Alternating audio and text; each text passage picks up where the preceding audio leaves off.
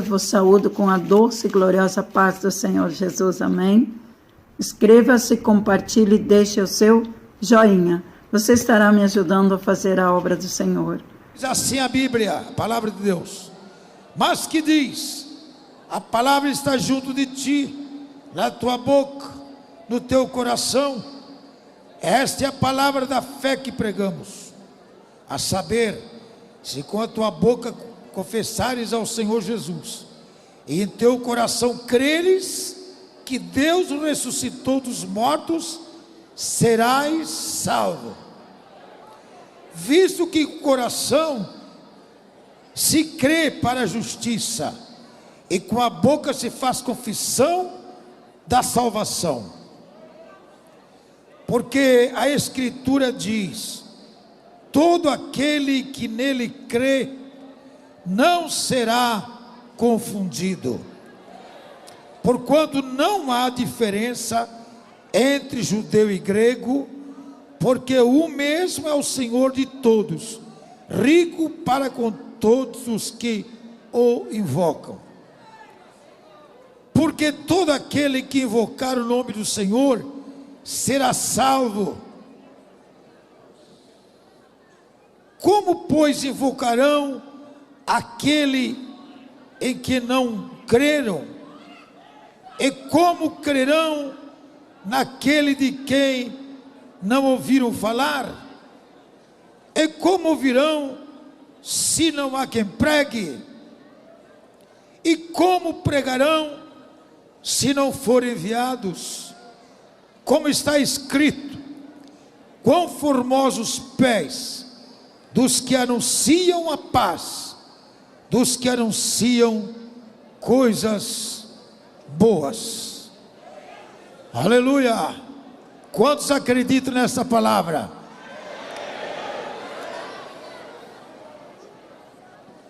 Os irmãos acreditam que esta palavra é para nós? É uma palavra de exortação, uma palavra de estímulo, hein?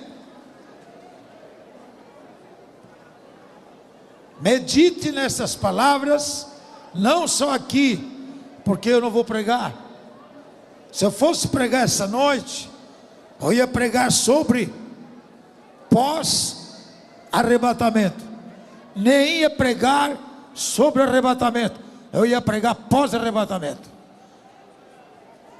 Marcos Feliciano, você que é um grande pregador, você que pregou aqui esse congresso, os senhores que estão pregando por todo esse Brasil e pelo mundo, não esqueçam de avisar o povo de Deus que Jesus está voltando.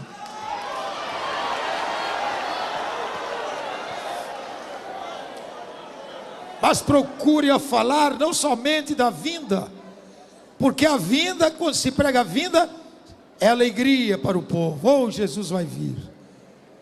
Procure pensar um pouquinho depois da vinda, depois do arrebatamento. Vai no capítulo 8 de Apocalipse até o 11, troque as trombetas. Vamos falar mais sério com a igreja, vamos avisar a igreja, vamos dizer que nem todos vão subir, vamos dizer que nem todos vão ser arrebatados. Como se comportarem após arrebatamento, como se comportar pós-arrebatamento. Sabe por que eu digo isso? É porque a maioria do povo não vai subir com Jesus.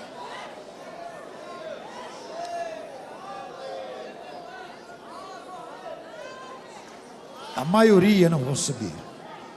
É lamentável dizer isso, mas é a grande verdade. Mas por não subir, nem tudo está perdido. Como se comportar pós-arrebatamento, para quem vai ficar? Temos que avisar isso, temos que dizer isso, temos que falar ao povo, tem que falar pela televisão. Você tem um programão na televisão, abre a boca e fale sobre o que está acontecendo no mundo e o que vai acontecer quando as trombetas começarem a tocar e os anjos começarem a descer para julgar o povo que ficou. E no meio do que ficou a igreja. A igreja negligente, a igreja descuidada, não a igreja ativa, não a igreja autêntica, não a igreja preparada, não a igreja lâmpada acesa, mas a igreja que não se preocupou muito com o arrebatamento, que é não abrir e fechar de olhos. Se Jesus viesse agora, escuta-me agora essa verdade, se Jesus voltasse agora, viesse agora, será que esse ginásio ficaria vazio?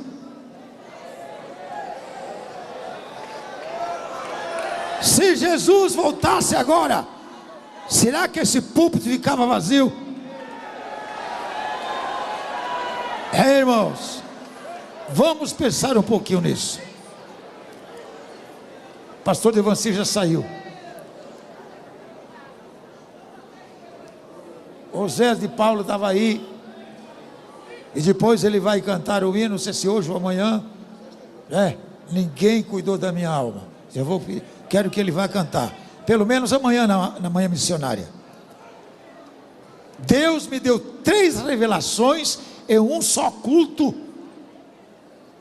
Lá em Marlboro. Você estava no culto?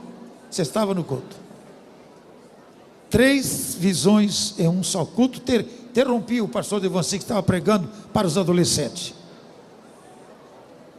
Eu não estava dormindo, eu estava bem acordado ouvindo a mensagem. E de repente Deus começou a falar comigo: diga para este povo que esse país vai entrar numa grande guerra. E eu relutei com isto. É um perigo dizer isso numa nação desta, que tem uma autoridade tremenda, que prende mesmo, que justiça mesmo. Mas a voz diz assim: diga para eles que vai acontecer uma grande guerra nessa nação. 3 vezes o Senhor falou comigo. Aí eu pedi licença, interrompi o pastor Devanci, pedi licença: pastor José Carlos, por favor me deixa contar o que Deus está me falando, o que Deus está me mostrando. E aí falei: olha, Jesus acaba de dar um recado para vocês, que essa nação vai entrar numa grande guerra, e essa guerra vai causar um problema muito sério. E vocês que são brasileiros, vocês não devem ser ingratos para essa nação, porque essa nação tem sido uma bênção para vocês. Se essa nação precisar de vocês, jovens, para ir para a guerra, vocês deverão ir, porque assim como esta nação tem servido de bênção para vocês, vocês devem servir de bênção para essa nação. E alguns roíam a unha, outros meneavam a cabeça. Atrapalhei o culto naquela hora. Fiquei um mês nos Estados Unidos. Cheguei na igreja do pastor Riel de Jesus, a igreja maior. Eu disse: pastor, deixa eu contar uma visão que Deus me deu. Assim, pô, conta, porque ele crê muito em mim. Nas visões que Deus me dá, ele crê. Não, pode falar. E eu falei: é comprometedora, pastor Riel, mas é uma visão que Deus me deu. Isso no mês de julho, hein?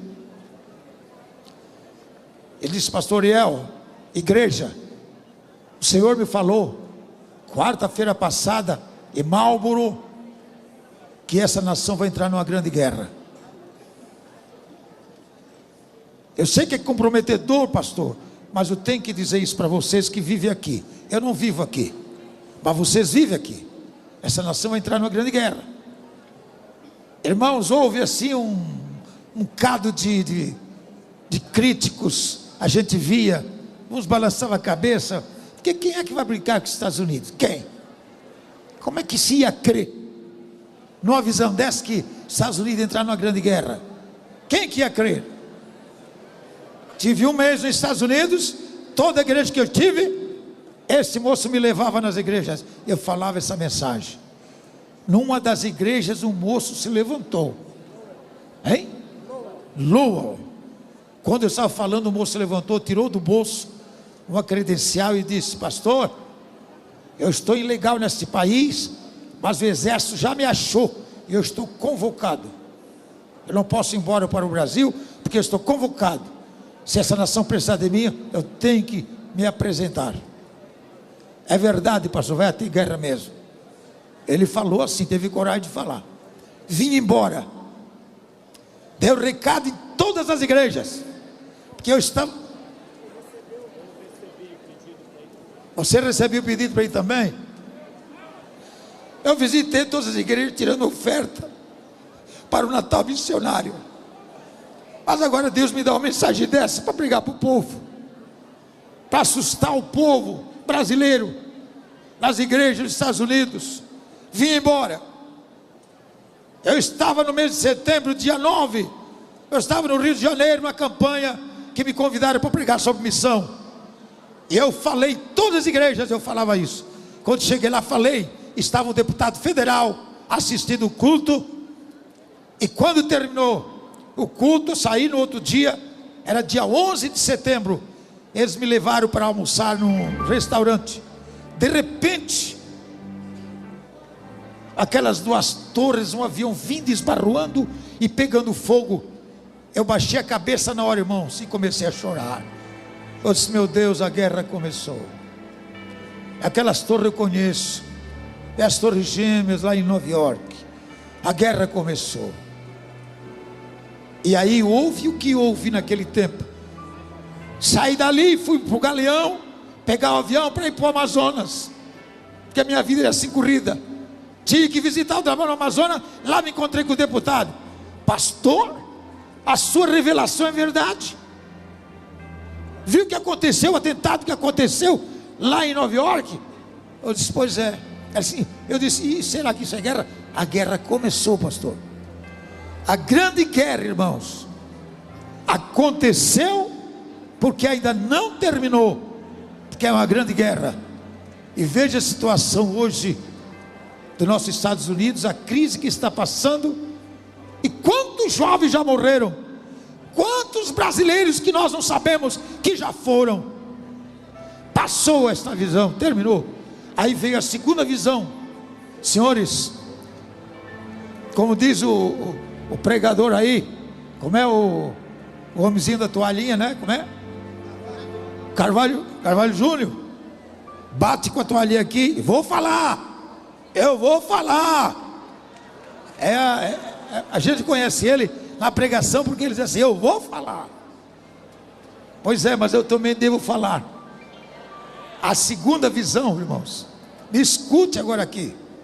Essas não aconteceram ainda, não se cumpriram, porque é para futuro. Pode ser um futuro bem próximo. Na mesma ocasião, no mesmo culto, eu vi uma multidão mais do que esses que estão aqui, ó. Mais do que essa gentarada. Uma multidão como que no ar livre em São Paulo. No ar livre em São Paulo. Uma multidão de gente, mulheres de todas as igrejas, homens, moços, jovens, padres, pastores. Eu vi aquilo tudo ali, todas as igrejas.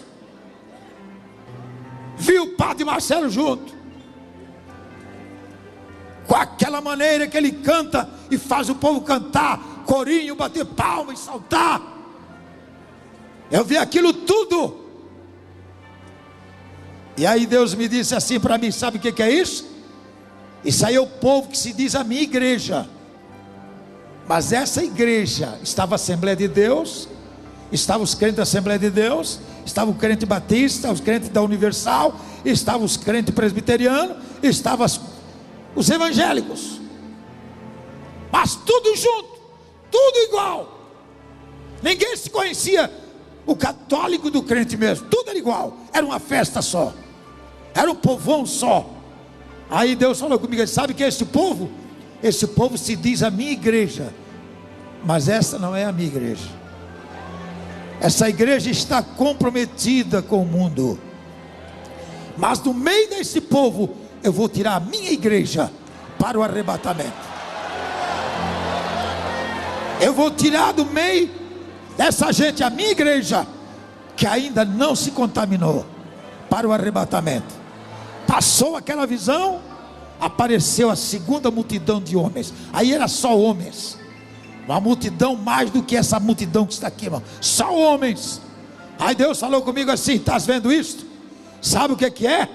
São os pastores, são os obreiros. Tu estás aí nesse meio. são os pastores, são os obreiros, são missionários.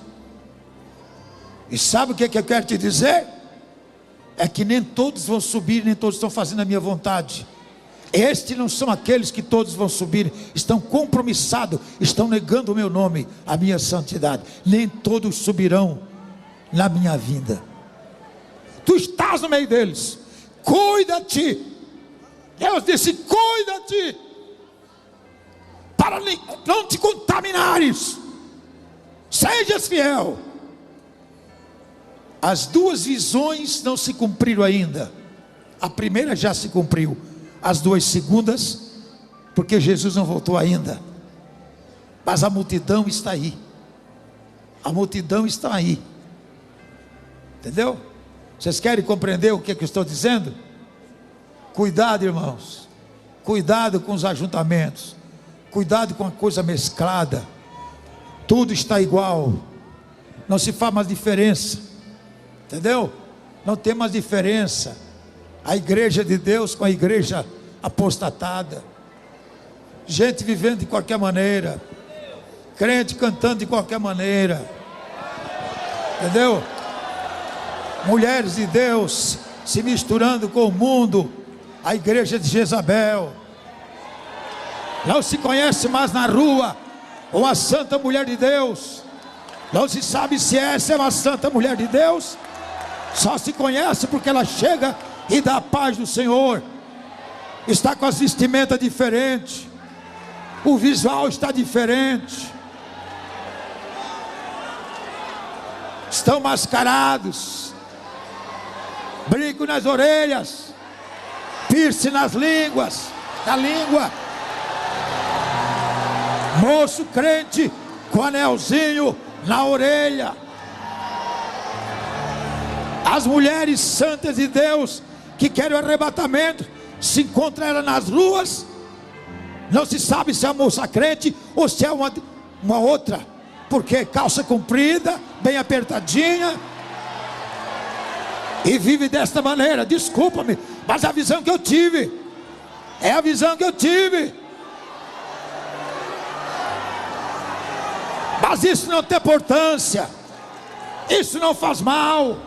Deus não olha para a roupa. Quem que disse que não olha? Quem que disse que não olha?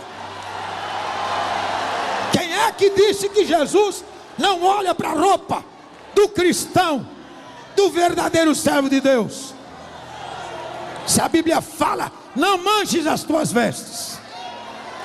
A Bíblia está cheia de recomendação. E por que nós nos ambientarmos com a doutrina pagã, com a doutrina mundana, hein? E não aceitar a doutrina santa de Deus, que Deus vem chamando sempre a atenção: santidade, santidade, santidade, santidade, espírito, alma, corpo, plenamente santificação, para o dia da volta de Jesus. Quando Jesus voltar, como é que Ele vai nos encontrar? Aonde vai nos encontrar? O que estamos fazendo quando Ele voltar? Senhores pastores, eu não sou o pregador do congresso, mas eu quero avisar os senhores: está na hora de nós mudar um pouco as nossas mensagens. Está na hora de nós irmos para o Apocalipse e dar uma olhadinha no mundo que nós estamos vivendo. É o prenúncio do que vai acontecer. Por que não recomendar, não avisar o nosso povo? Por que não falar para os jovens? Por que não falar para a mulher de Deus, o homem de Deus? Por que não reunir os pastores de todo o Brasil e fazer uma convenção para tratar sobre isso? Hein?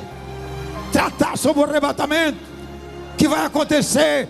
Por que que a igreja, que é a noiva do Cordeiro, está desse jeito? São duas coisas, aliás três, que deve ser a mensagem do verdadeiro homem de Deus nesse tempo do fim. Pregar a missão para a salvação do povo. Arrependei-vos, ide de pregar o Evangelho. Arrependei-vos! Arrependei-vos! Segunda, santificação, sem a qual ninguém verá o Senhor. Para quê? Porque Jesus está voltando. Só vai subir quem estiver santificados, o corpo, o espírito, a alma plenamente em santificação. Senhores pastores, estamos reunindo, Deus está entregando para nós, pastores, multidão de gente, para nós advertir, para nós falar, para eles vêm para um congresso, vem e volta a mesma coisa, só pulam e saltam, mas uma mensagem sobre o arrebatamento não se escuta, sobre arrependimento não se prega, sobre santificação não se prega. Jesus está voltando. Preparamos-nos, porque Ele vem. Ele está voltando para vir buscar um povo seu, especial, zeloso de boas obras. Seria eu, irmãos, o ingrato para todos os meus companheiros que me amam. Essa gente me ama e me quer bem, e esse povo chora por Gideões, por isso que vem aqui. Gostam de mim, sou abraçado em todo lugar. Todo mundo quer tirar uma fotografia de mim para levar junto, por recordação. E por que não dizer para vocês que Jesus está voltando, que nós deveremos estar preparados para esta hora? Vá no Apocalipse ver o que vai acontecer com o crente que vai ficar, o que vai acontecer com o crente pós-arrebatamento, o sofrimento do coitado, a tristeza, a angústia, o grito, os ais, para aqueles que vão ficar. Por que não avisar? Por que não advertir? Por que não acordar? Para que nós não venhamos ficar para ser crítica do mundo e de Satanás, zombar da igreja do Senhor. Essa é a minha pregação para vocês, e esse é o meu pedido para os novos companheiros pastores. Pregam tudo o que puderem pregar, mas não esqueçam de vez em quando pregar sobre o arrebatamento. Vão fundo na Bíblia, vão fundo na Bíblia, e vocês vão descobrir que a hora de tocar a trombeta chegou. É hora de nós despertar do sono, nos acordarmos. Senhores pastores, pelo amor de Deus, nem que alguém não goste do que você vai pregar, não se troque.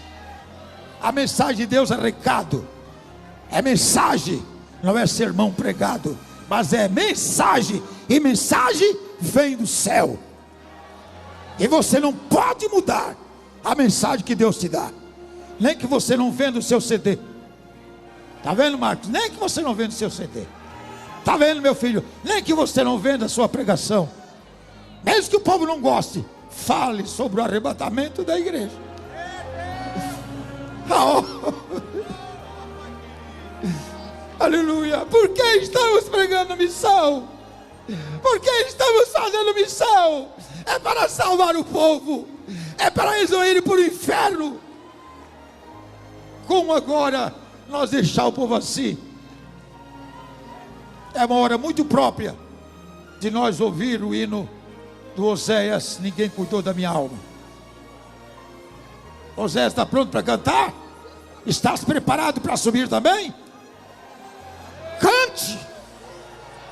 Mas examinamos-nos, por favor.